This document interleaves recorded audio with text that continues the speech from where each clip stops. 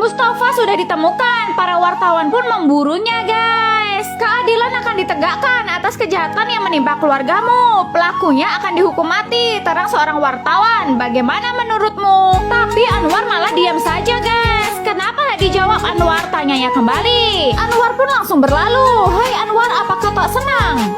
Seseorang malah menjawab guys, dia tidak senang. Semua mata pun langsung tertuju ke sumber suara itu. Bagaimana ia akan merasa senang? Tanya pria itu.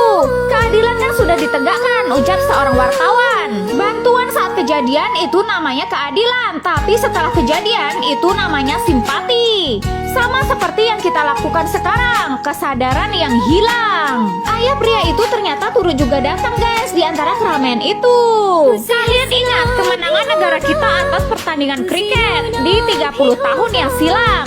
Tapi kalian tak ingat Mustafa yang telah berjuang untuk menyelamatkan negara kalian. Pria itu mulai mengetuk pintu hati masyarakat guys. Orang-orang seperti dialah yang harus kita simpan di dalam hati, bukan hanya saja diingatan. Untuk itu kita bukan hanya sekedar kehilangan Mustafa saja, tapi keyakinan Anwar terhadap negara ini juga hilang.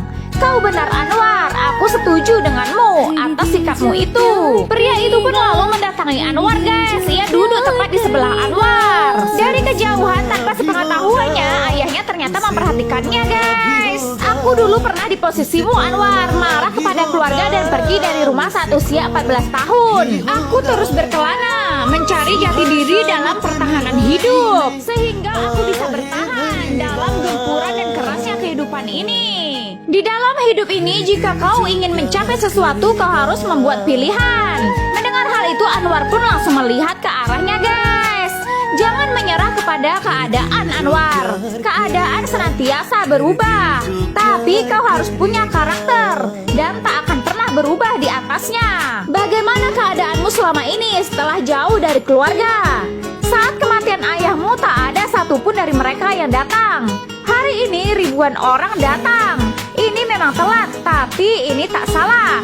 Meski telat, mereka tetap datang. Sekarang jika kau merasa ini bukan tanah airmu, itu adalah pilihanmu. Obrolan berdua di antara ribuan orang emang membagongkan guys. Tapi tiba-tiba pria itu mengeluarkan sebuah bendera dari sakunya.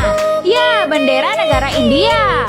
Sobeklah ini, tawar pria itu kepada anak Mustafa guys. Semua orang pun hanya menyaksikan bagaimana reaksi anak muda itu. Ia tatap mata surya, lalu ia pandang kembali bendera itu.